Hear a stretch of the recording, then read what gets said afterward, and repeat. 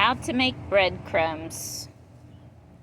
You'll need a plastic bag, a sledgehammer, a Ziploc bag with your stale old bread that's dried out,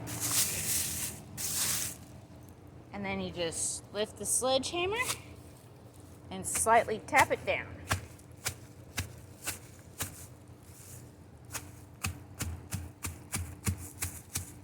I'm lifting it up about an inch, letting it drop. Super easy.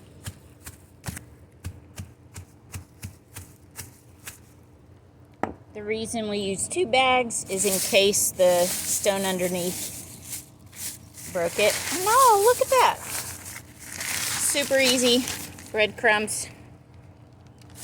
Dun, dun, dun, dun. Ready for a casserole.